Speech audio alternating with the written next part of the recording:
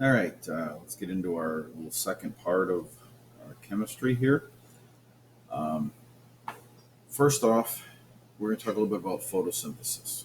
And I know you've heard this word a million times. All right, when organisms capture light energy, we're talking about sunlight, right, and use it to make food from carbon dioxide and water. All right, that's photosynthesis. Its purpose is to make energy for the autotrophs. Remember, the word autotroph means something that makes its own food.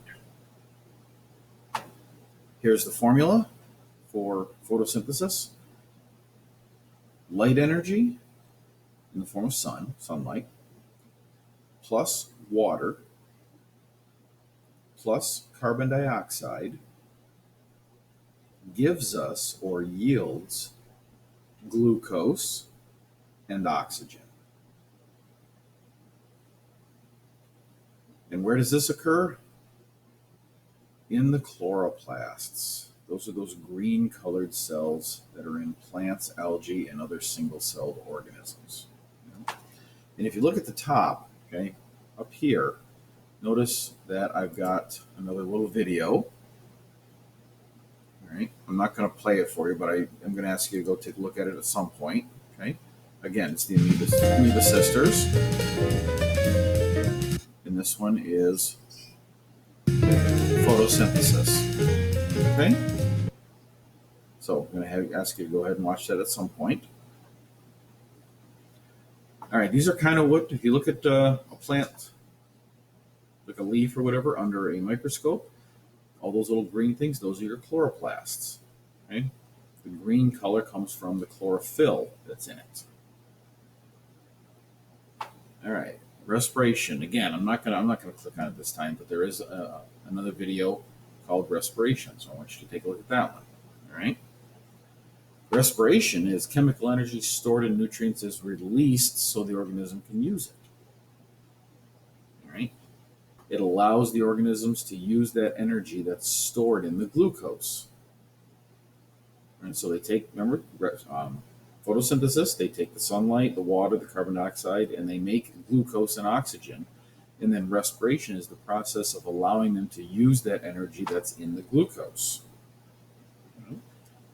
It's almost kind of sort of the opposite formula. If you look at it, it's kind of going backwards. Whereas in photosynthesis, the product was oxygen and glucose. Now our reactants on the left here are oxygen and glucose. That's what we start with for respiration.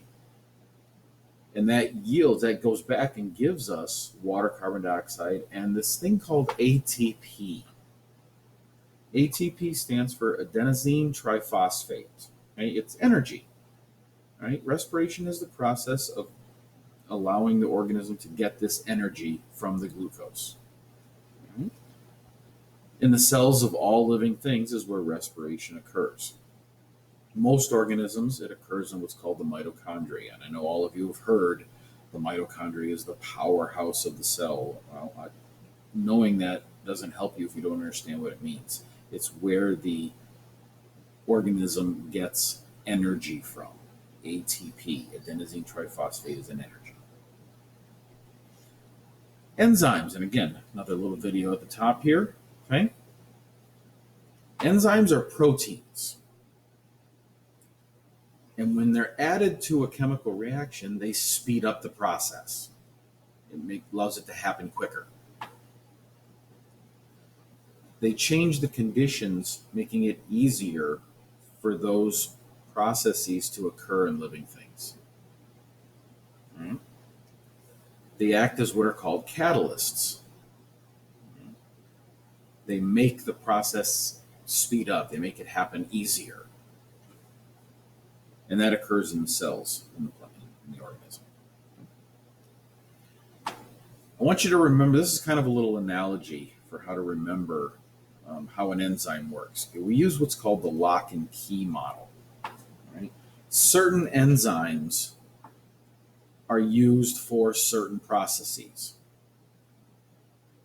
All right, so let's start with what we have at the top. Notice we've got the two hexagon-shaped objects connected together. Remember, one hexagon is what we represent glucose with. So if we have two glucoses bonded together, this is what's called maltose. Okay? Glucose is a monosaccharide, one sugar. Maltose is a disaccharide, two sugars together. All right. So our starting process is what's called the reactant. Remember, we have the reactants is what we start with, also known as a substrate. Okay? There are certain enzymes that fit very nicely together. That's hence the term lock and key. So certain enzymes work with certain substances. All right? And once you find the right enzyme to connect to that maltose, once it bonds with that, it becomes what's known as an activated complex. It's the reactant that you started with bonded to that enzyme. Remember, certain enzymes work, certain do not. You know, for example, if I had, just to give you an analogy, if I had one that had a square shape here, it wouldn't really fit in here. All right, they have to fit together. Only certain enzymes work with certain things. All right? And what that enzyme will do will help facilitate the breakdown of that maltose, that disaccharide, into two monosaccharides, glucose and glucose. All right, that's the respiration process where we're allowing that glucose to then be broken down to get energy from it. All right? Notice the enzyme at the very end. Notice it's unchanged from what we started with. That's the great thing about enzymes. They work to make processes occur faster, but then when the process is all done, they're still intact, and those enzymes can now be used again and again and again to facilitate other processes. Right? So that's the great thing about enzymes is they make things happen faster, and they themselves are not affected by the process. An enzyme is made to fit specifically with the molecule that it works with, and it is not used up in the reaction. It's available to assist in other reactions. All right. The pH scale. A measure of how easily a solution gains or loses hydrogen ions. Remember, the little plus sign just means that hydrogen has means that it's missing an electron. Right? If it has a plus, if it's an ion, that's a charged particle. That means a plus sign means there it has one fewer negative, so it doesn't have an electron. All right. If you remember anything about the pH scale from some of the other classes, pH of 7 is what we call neutral. It's not acidic, and it's not basic. It's not an acid. It's not a base. All right. Anything less than 7, so from 0 to under 7, 6.9 basically. Right? That is an acidic substance. And the lower the value, the more acidic it is. And what that means by acidity is how many free hydrogen ions are there in solution. Okay? The more hydrogen ions there are, the more acidic the solution is.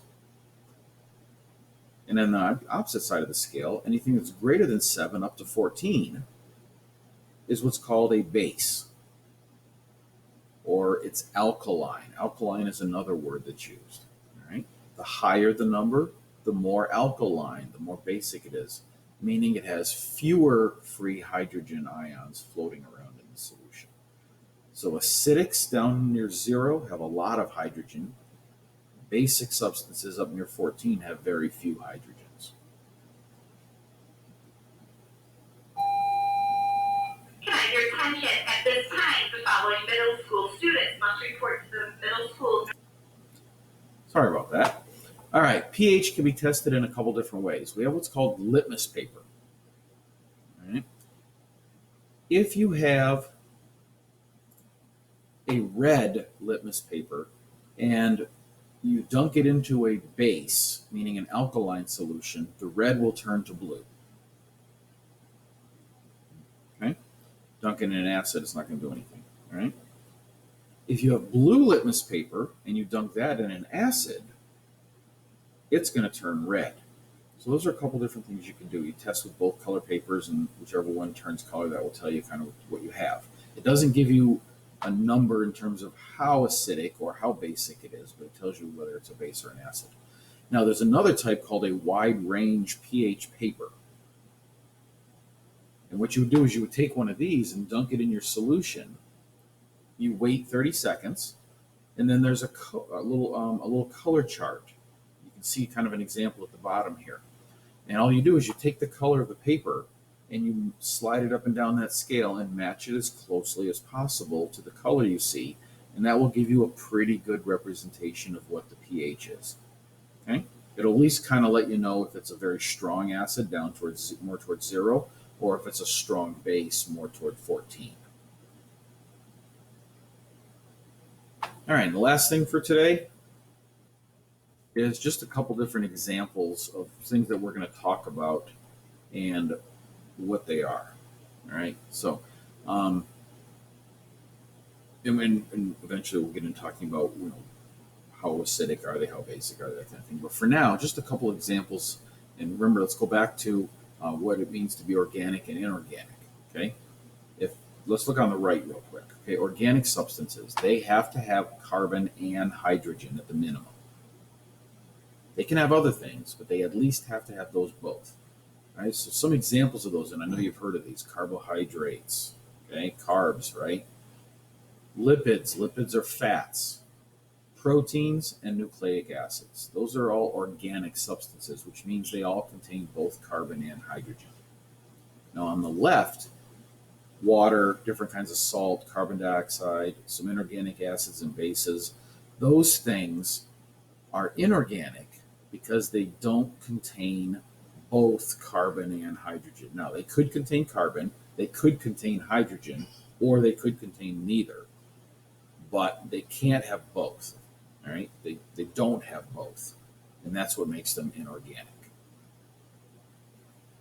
And we're going to call that a day.